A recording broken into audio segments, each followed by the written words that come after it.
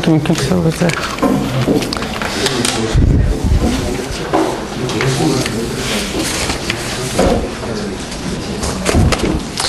So this afternoon I will start with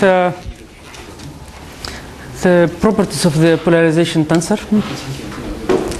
So let me recall the formula for conductivity perturbation, which is due to small inclusion. So the formula for conductivity was if you have conductivity inclusion with conductivity K between 0 and infinity, and you are eliminating this by harmonic function h.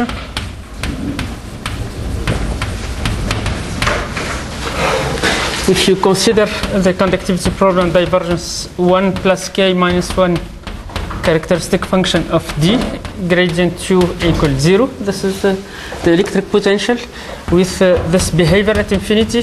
U behaves like H, the incident harmonic field when x goes to infinity.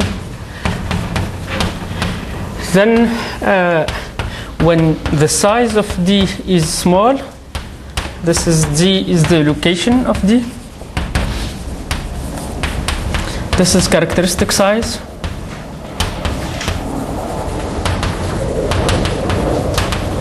And this is a scaled domain of characteristic size equal 1. Okay. Its volume of order 1. So as delta goes to 0, we proved that U minus H of x for x far away from the inclusion.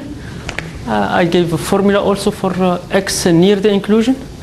For x far away from the inclusion, we proved that this far field expansion holds.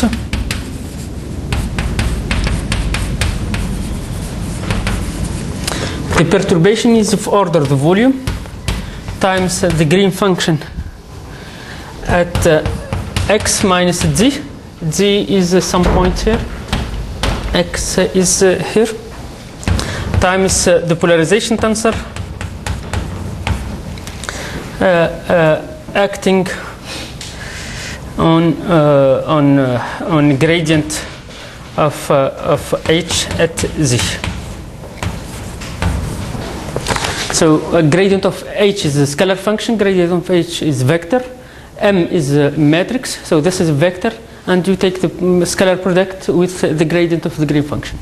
This is a leading order term plus perturbation of order of higher order, of order d plus 1. So I said that this perturbation is a dipole approximation. It's nothing else than the dipole approximation of the target, of the conductivity target. Okay. M is the polarization tensor, and it's given by this formula. It's the integral on dB of lambda a minus kb star minus 1 of the normal derivative of a normal vector u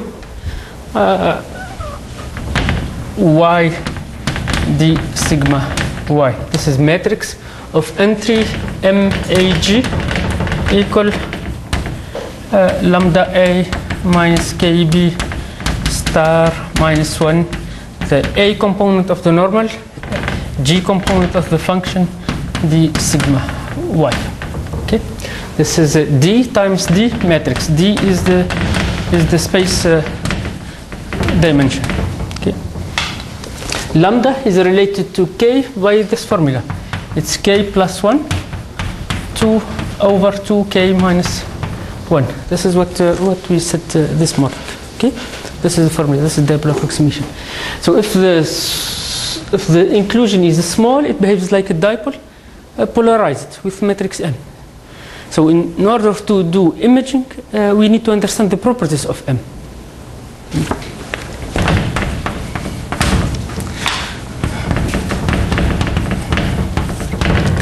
And actually, M has very nice properties. It's a symmetric matrix. it's real. Everything is real here. If K is real, everything is real here. So it's a real symmetric matrix. MAG is equal to MGA.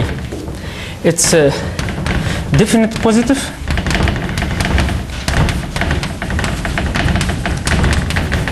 If K is larger than 1, if the inclusion is more conducting than the background medium, M is positive.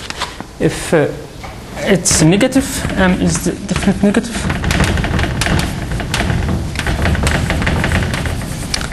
If K is smaller than 1. Okay.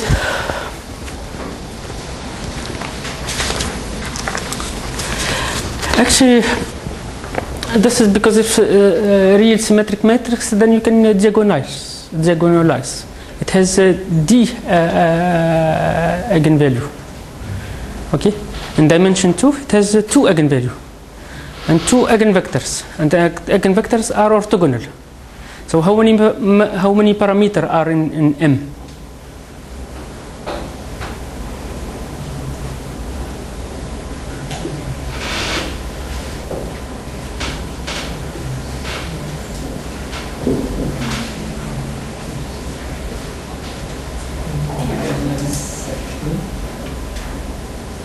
Three? 2 by 2. It's 2 by 2 matrix. There are 3 parameters. Okay, because it's symmetric, definite positive or definite negative. There are 3 parameters. Actually, these 3 parameters are the eigenvalues and the angle of the first vector with respect to the reference. Okay, when this is done, then everything is fixed. So you can match M with ellipses. So M. Take any inclusion here with a complicated shape. You can replace it with ellipse, equivalent ellipse. And the equivalent ellipse is equivalent to the target. It's with the same polarization tensor. Okay? With the same conductivity. Fix the conductivity. Fix K. There is whatever is for fixed K, whatever is the target, it can be replaced with equivalent ellipse, which means that from this leading order term, nothing can be imaged other than ellipses. Everything will look like ellipse. So you will have the axis of the target, main axis of the target, and its strength somehow. That's all. So the equivalent ellipse for ellipses, actually M is explicit. For discus, for ellipses, for spheres, and for ellipsoids. There are explicit formula for M in these cases. Okay, for disk, it's proportional to identity. It's isotropic. It makes sense. For ellipses, it's not isotropic. For sphere, it's isotropic. Okay. Let me give it for ellipse. M for ellipse. This ellipse. These are the axes, x1 and x2. And this is which one is this is 2a, this distance, and this distance is 2b. A and B are semi-axis lengths. It's given by k minus 1. When k equals 0, when k equal 1, M equals 0. Makes sense. There is no inclusion, so there is no polarizability of the inclusion. Okay. Then it's A plus B over A plus KB, 0, 0. A plus B, KA plus B, and that's all. And these are E1, E2. And this basis, E1, E2, is given by this explicit formula. Okay. M, it has other properties. So it's symmetric, positive, definite, or positive, definite, negative. And M is invariant under any unitary transformation. So if M of lambda R, B, R transpose is M of lambda B.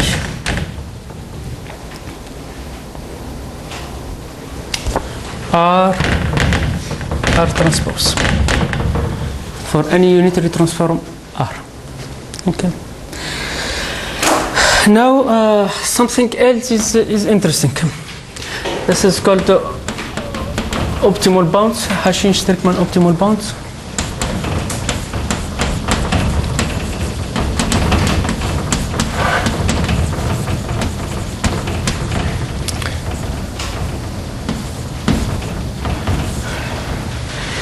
What they say, they are in 2 dimensions. In 2-dimensional case, the M has 2 eigenvalues. Okay, fix the volume of B equal 1, and fix the conductivity.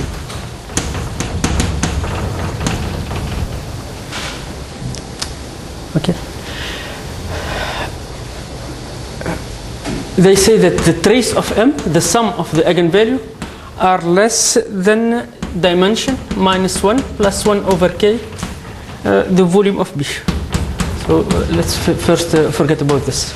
Whatever is M, if it's polarization tensor, its trace is smaller than in D equal to than 1 plus 1 over k B. And the trace of M minus 1 is smaller than 1 plus k over the volume. Okay. Now represent this. Let's make a figure. This is first eigenvalue, and this is second eigenvalue. Okay. Trace of M is lambda 1 plus lambda 2. This is lambda 1 plus lambda 2. Trace of M minus 1. This is 1 over lambda 1 plus 1 over lambda 2. So they say that lambda 1 plus lambda 2, they are smaller than 1 plus 1 over k B. Let's fix B. B equal to 1. So they are here. The eigenvalues. This one, it says that 1 over lambda 1 plus 1 over lambda 2 is smaller than 1 plus k, which means that the eigenvalues are, this is this one is 1 over lambda 1 plus 1 over lambda 2 equal 1 plus k. And the red one is lambda 1 plus lambda 2 is 1 over 1 plus k. Okay. So it says that the eigenvalue of the polarization tensors, they are here.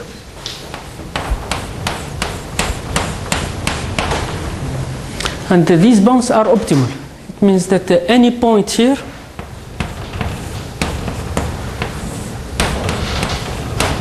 these are the eigenvalue of polarization tensor of target of volume 1 and conductivity k.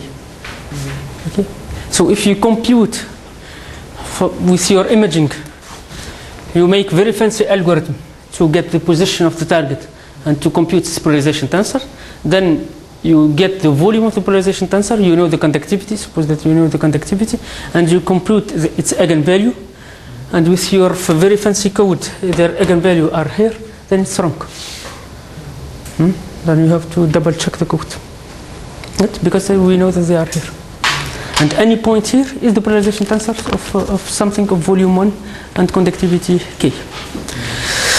Okay, let's keep.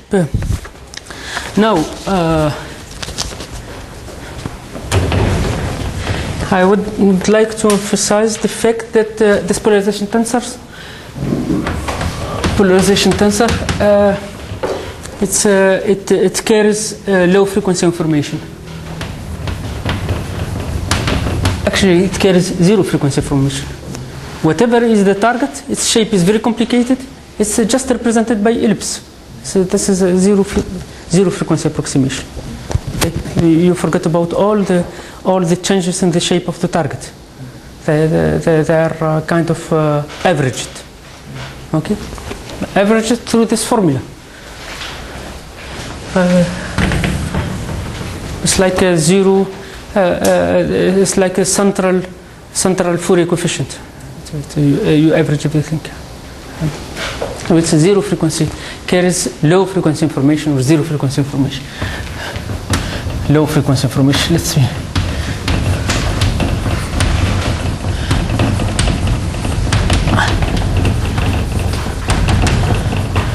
So let me emphasize this. Take two domains, B1 and B2.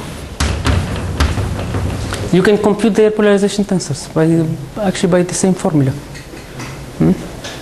or by the formula for V, this corrector, inner corrector.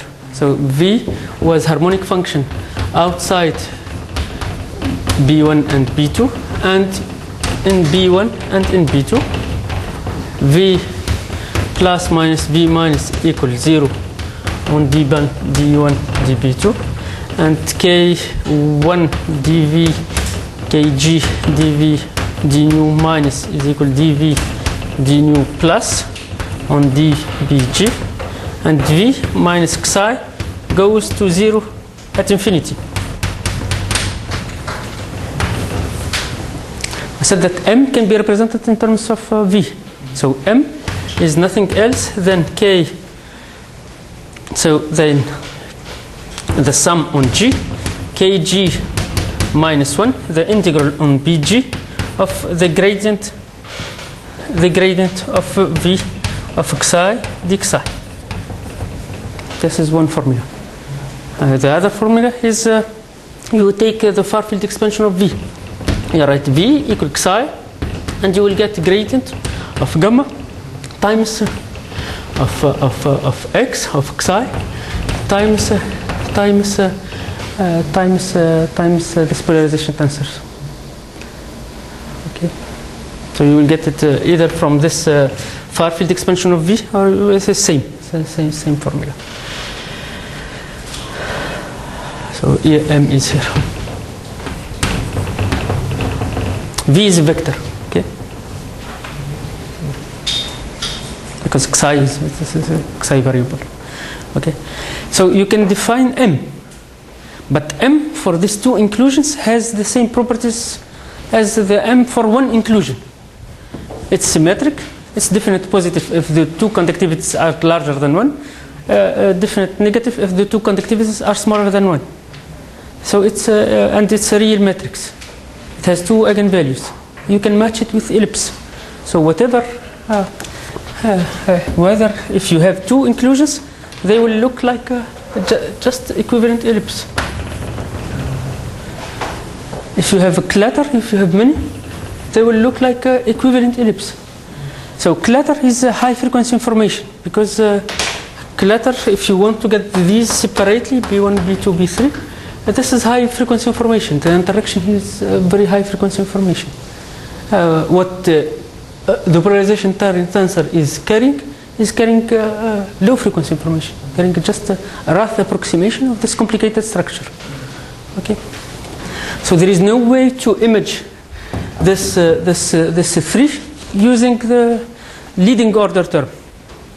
I will show you after tomorrow then that it's possible if you include higher approximation. If you include, this is dipole approximation, but if you include quadrupole approximation,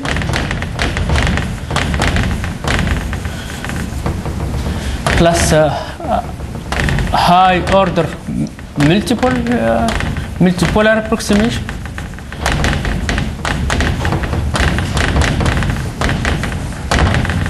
at some order you will be able to image these 3 separately.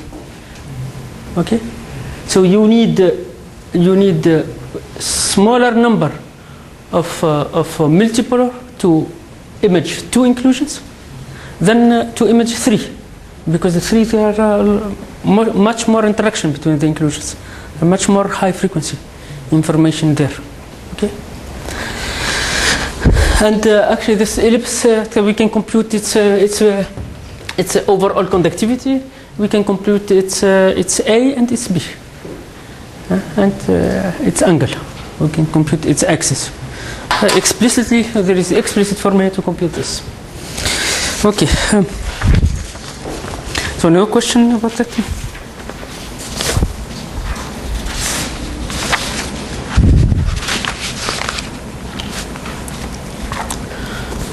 No?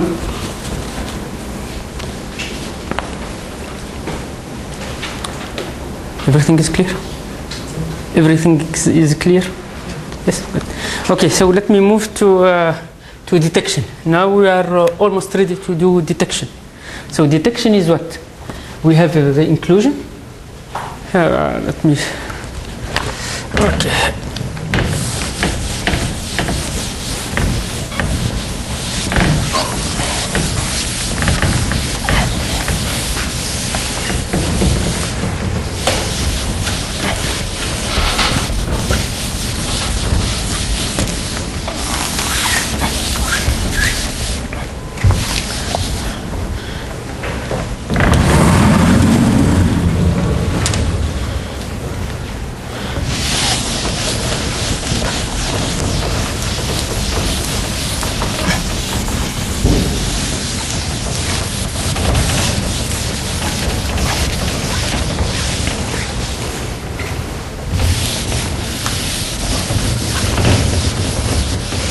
If you have near field information, it's a different story.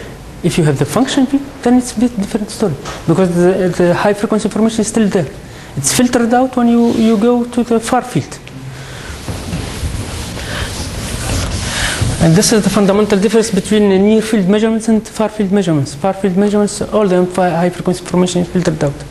Okay, what you get is just averaging of some quantities. Okay. So let me go back to the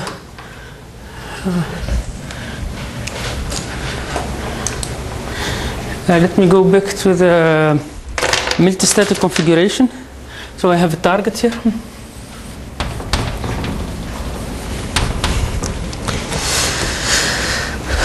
And I have an array of receiver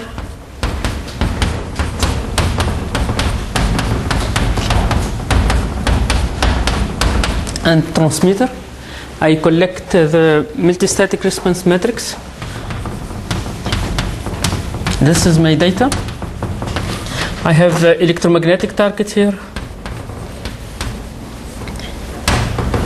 I collect this multistatic response data, and from that I would like to say whether there is a target or not.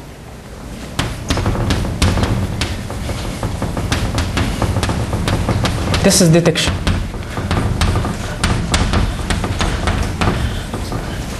I would like to localize the target, find its location, Z, and I would like to reconstruct. Now, all the geometric features are in the polarization tensors. I would like to reconstruct its polarization tensor. So let me start with detection.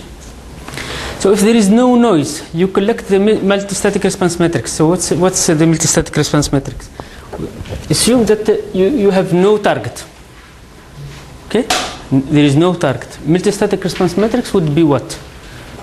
Would be gamma omega, or I will consider this equation, Laplace and plus omega square. U is equal to delta y of x. Okay, this is y is here, and x is here. If there is no target, what is the solution? It's the fundamental solution at x minus y. Okay, multistatic response matrix would be actually I subtract the background solution. It would be 0. There is no target, multistatic response matrix. The effect of the inclusion, there is no inclusion, the effect of the inclusion is 0. So if there is no noise, it's very easy to detect. If the multistatic response matrix is not 0, then there is something. If it's 0, then there is nothing. Okay? But with noise, it's a different story.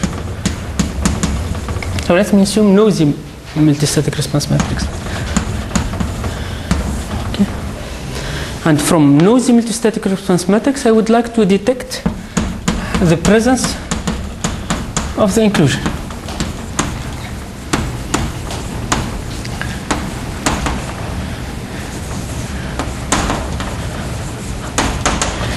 So if it's noisy, it's not zero. So how to say whether the signal is coming from noise or from the target?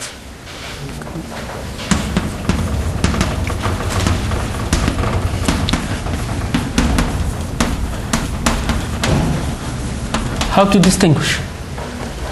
Okay, so this is detection. Okay, let me make it in a very simple context. So for that, we are going to use these tools from random matrix theory. Random matrix theory. Okay, so let me assume that the inclusion is point reflector. Means what? Means it's small and its permittivity is close to 1, to the permittivity of the background. So I will write it down. So I will assume that the inclusion is modeled by this delta plus omega square 1 plus v of x, some potential, u equal delta y of x, where v is what? Is some eta chi of some target d, and that's all. Okay. So when this is the strand, this would be eta would be epsilon star over epsilon 0 minus 1. I'm writing this in the same context as this morning, yesterday lectures. So the electromagnetic target, I will assume that its permeability mu star is the same as mu. That's why I have Laplacian instead of divergence 1 over mu gradient, and this is I will take it equal to 1.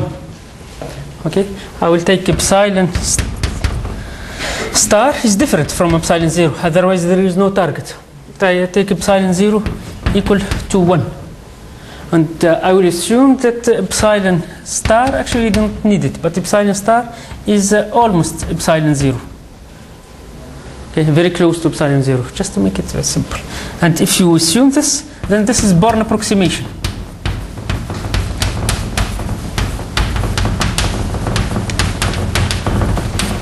You don't need to assume that the target is small to get the effect of this. Okay, this is Born approximation. So I will write it down. So let me. So this is. You assume that V is compactly supported. It's in D.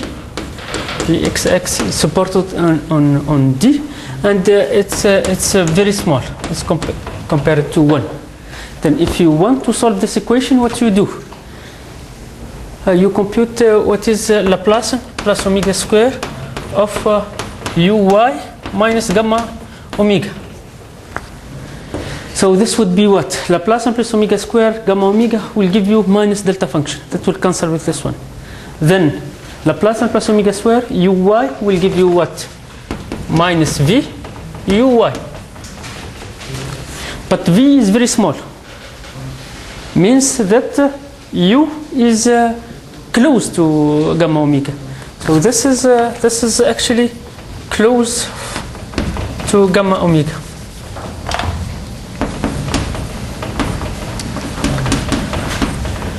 Now you have Lippmann-Schwinger, and both satisfy the radiation condition. You have Lippmann-Schwinger representation, Lippmann integral representation. It says what? This is source term. It's compactly supported. V is compactly supported here. Then the solution is what? The solution u minus gamma omega on x component in omega. This is what? This is the integral on the support of V. V. Gamma, I missed the minus omega square, but minus omega square. V of y. Gamma omega x minus y. And what is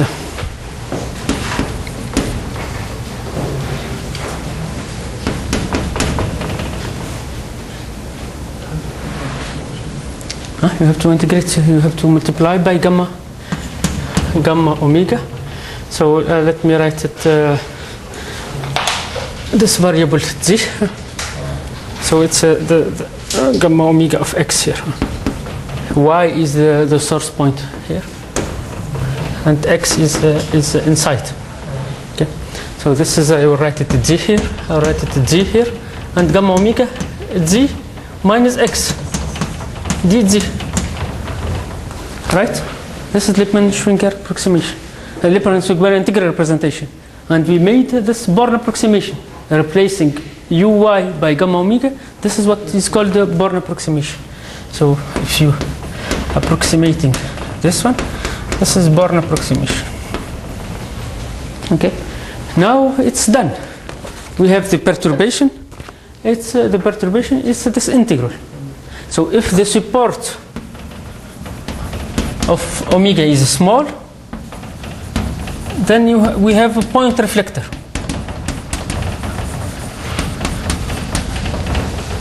If the support is large, the formula holds also. And it's much simpler. We linearize the problem. With respect to V, we linearize the problem. U depends on V, and this is a linearization of the dependence of U with respect to the potential. So if you go back here, U as function of V is nonlinear function. But because V is very small, then it becomes we linearize the problem. This is leading order term. So point reflector is saying that gamma omega of x and y, this is of x, is the same as minus omega v of z. Z is the support of the target. Gamma omega of z minus y, and gamma omega of x minus y. So z is the location of the inclusion, y is the emitter, this is the receiver.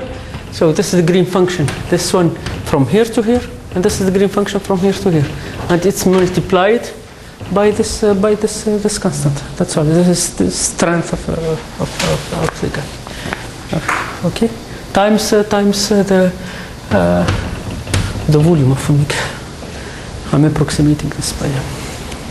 Okay, so the multistatic response matrix for this point reflectors. The multistatic response matrix is nothing else than this n and m is approximately, if they are, assume that there are point reflectors like this in the medium. So there is here we have one reflector here, we have one here, we have one here. We don't know the number of these reflectors. We want also to estimate the number.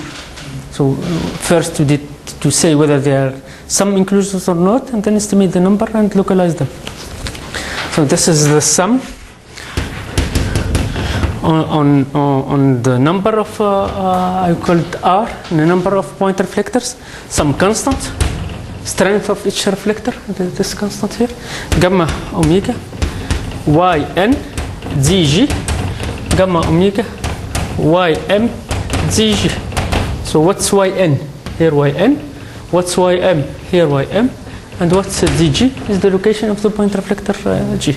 So this is the formula. This is our matrix, our multistatic matrix.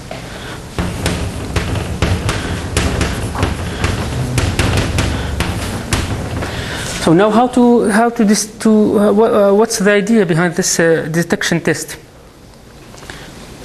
To detect whether there is something or not.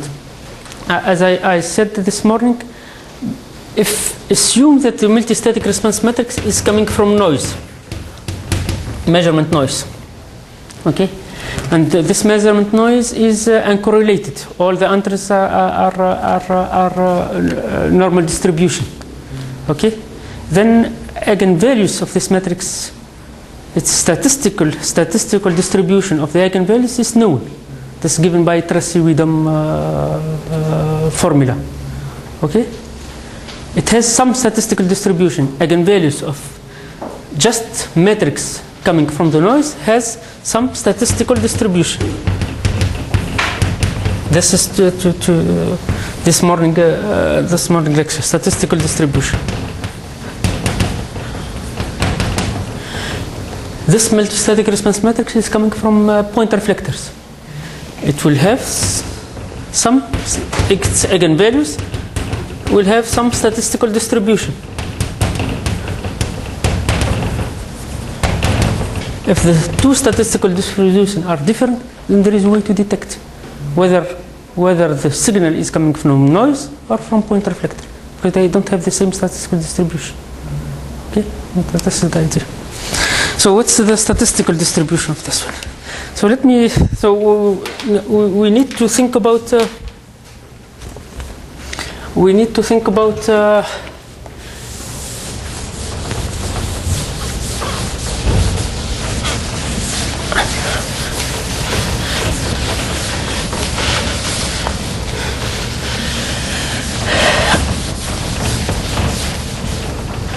the structure of this multistatic response matrix.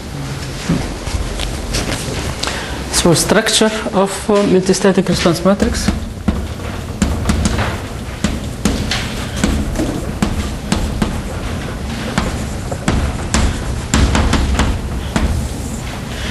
And why I used this point reflectors? Because this is the simplest structure that they can handle. They're just product of green functions. Okay. So let me introduce vector WD, and you will see for what it is. So it's 1 over sum from L equal 1 to N. N is the number of elements in this array of receivers. So I will assume that the array of receiver is the same as the array of transmitter, and there are n elements. Okay, so the matrix is n by n. So I'm using a small n here. So this nm are from 1 to capital N. N is this number. So I make it capital N here and capital N here. Okay. So we sum from L equal 1 to L gamma omega ZYL square 1/2. This is just for normalization, and we get the vector gamma omega of Z y n from n equal 1 to capital N. This is what WZ. This is the normalized vector of the Green's function from the array of transmitter to the inclusion. Okay, this is normalized vector of fundamental solutions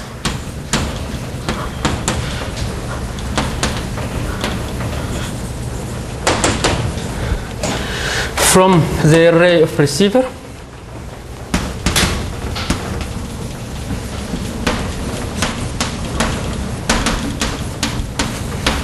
to the point Z. Okay. Z is not necessarily the one of these locations. So this one I can compute it everywhere. Okay, it doesn't depend on the inclusion. It depends on the array. It depends on this one. So let me introduce the vector V of Z, which would be the normalized vector of fundamental solution from the array of transmitter to the point Z. And we call it the illumination vector. Vz is 1 over same normalization L from 1 to L gamma omega Gyn. Actually, Okay, let me write it down. From gamma omega z xm n from 1 to n. So if the array of receiver is exactly the array the array of receivers is exactly the array of transmitters, WG and VG are the same. Okay, so we can make it simple. We can make it exactly the same array. So WG is the same as VG. But in the general case, here we have from N R receiver, NR receiver, and here we have NS sources. Okay. So this one is the illumination vector. And if the array of receiver is the same, receivers is the same as the array of transmitters, then DG is the same vector as WG. Okay. Now, if you look at the matrix A, what's A?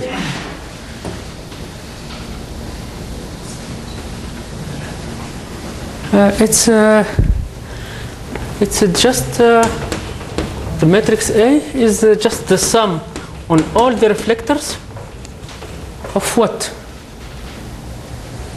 Of sigma g, some constant, W ZG, V ZG transpose conjugate.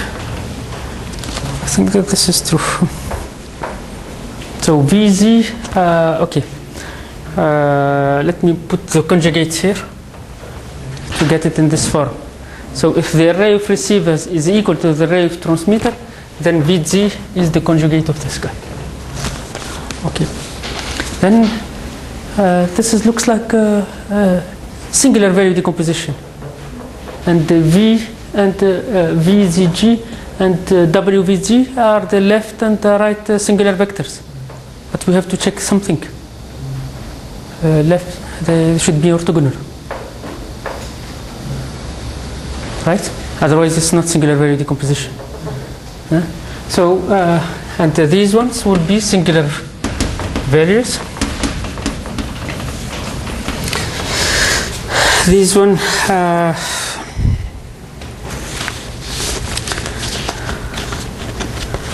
and this one actually, now we look back to the spectre. Does VGG are they orthogonal to each other?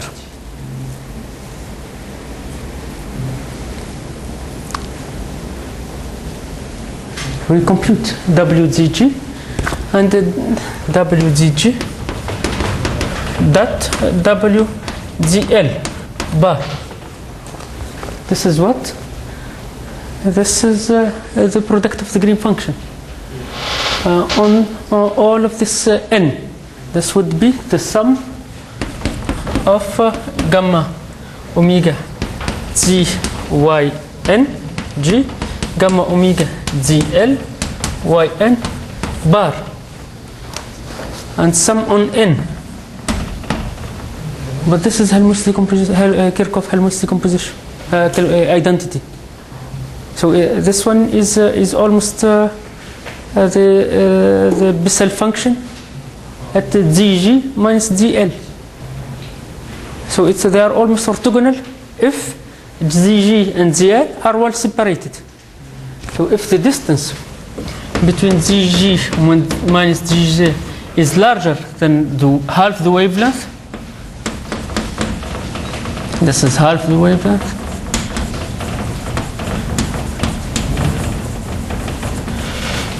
then WGG are approximately orthogonal to each other, to one another.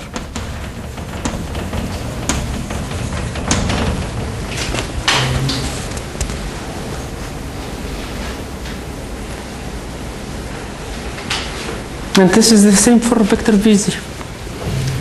If the inclusions are well separated, then the scalar product is almost zero. Scalar product is almost zero. So W, V, Z, G are approximately orthogonal to one another.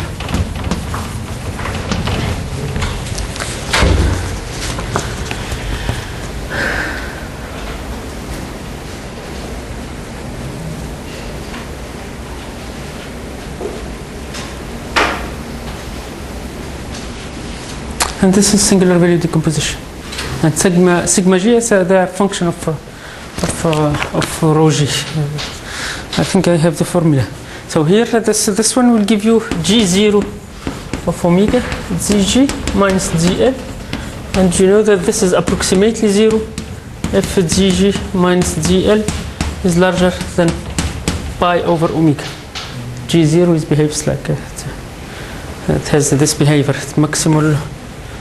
This is 1 at zg minus zl equal 0, and it behaves like something like this. Okay.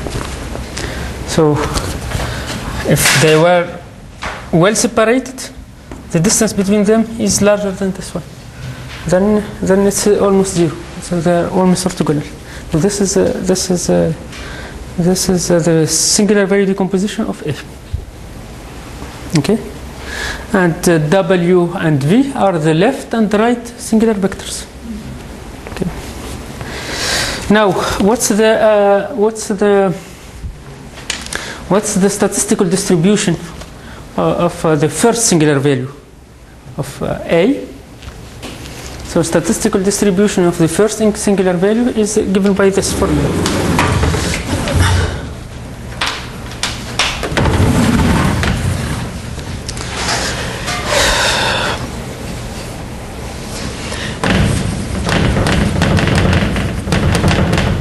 So how many eigenvalues A has?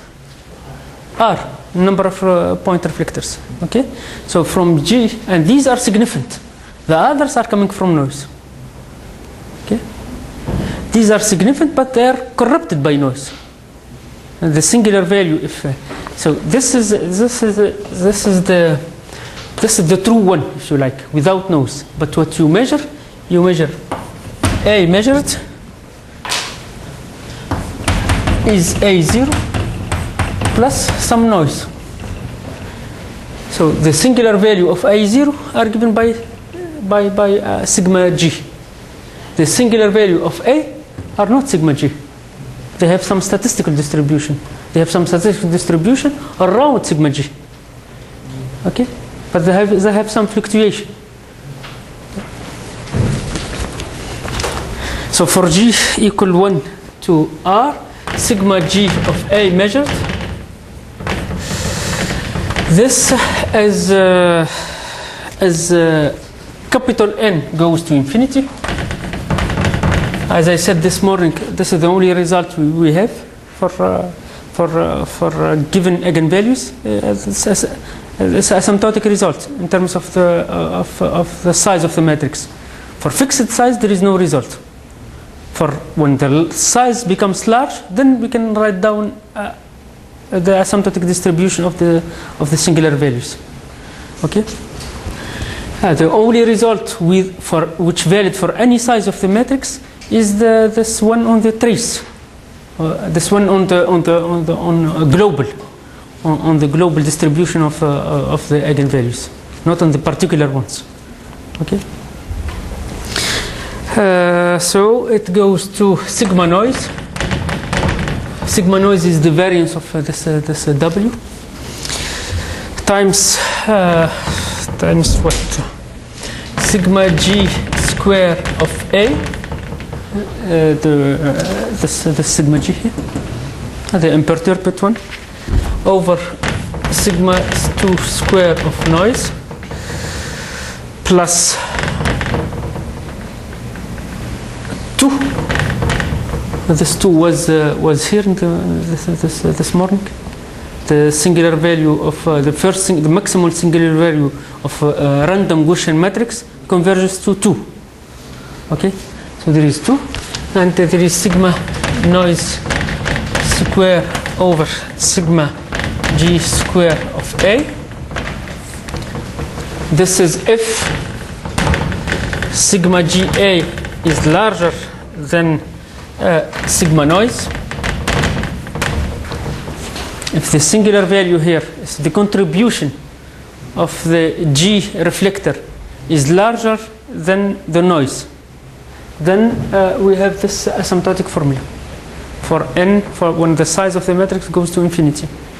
Okay, if it's inside the noise,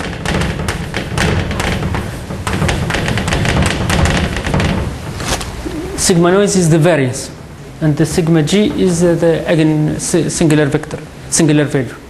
Then sigma G of A measurement goes to sigma noise 2. Okay. So this theorem will give us actually it shows that the singular values of the perturbed matrix, they are related to the singular values of the imperturbed matrix. Okay, they are functions at the limit when n goes to infinity. If the contribution of the G point reflector is in the noise, there is no way to detect it's in the noise. You can consider it like a noise. So if it's smaller than the variance of the noise, you can forget about it. If it's larger than the variance of the noise, then you may be able to detect, because of this asymptotic formula. Okay, so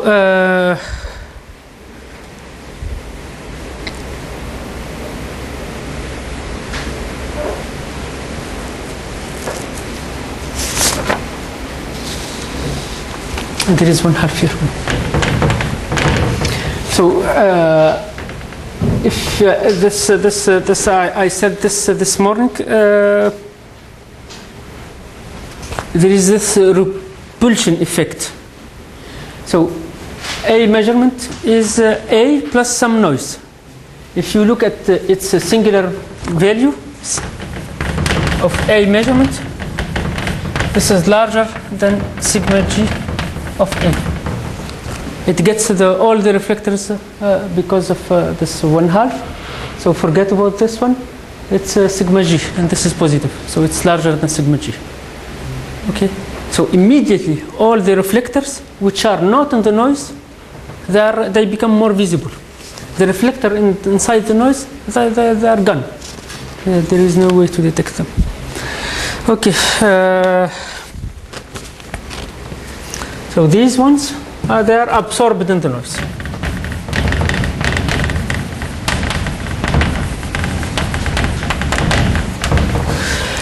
Okay, now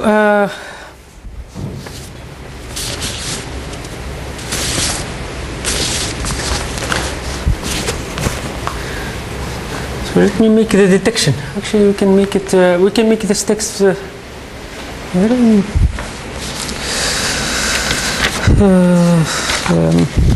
Hesitating.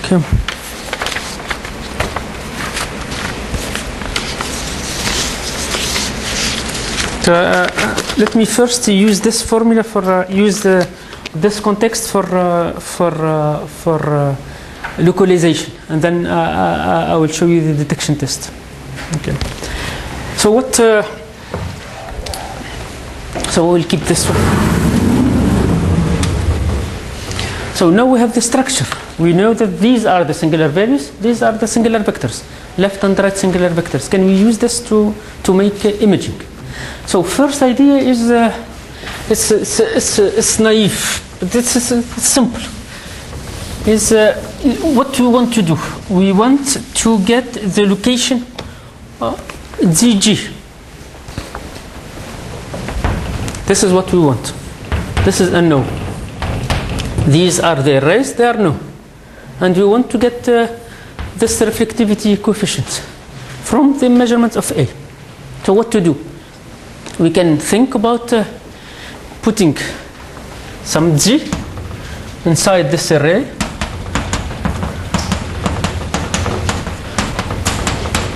with some rho, compute the multistatic response matrix of A of rho and Z, and try to match this with the measured data. So we can think about minimizing over Z and rho this misfit. Okay, so this would be least squares solution. Okay, this is the first thing that we may think about. So let me formalize this and then make the following story. Least square solution, it's maybe the right choice, but it's non-direct. We have to iterate. Then it may be costly. We can simplify it to get direct algorithm, simple direct algorithm, which will get the inclusion, would get the location and that get the reflectivities. So let me make it clear.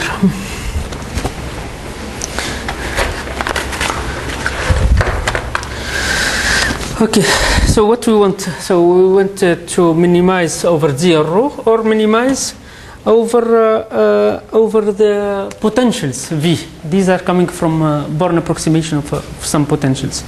So we minimize over V, A omega of V minus A measurement, Mn. So let me define for potential V, compactly supported potential V, let me define the application A omega, which V associated the what? A omega of V equal to V gamma omega gamma omega.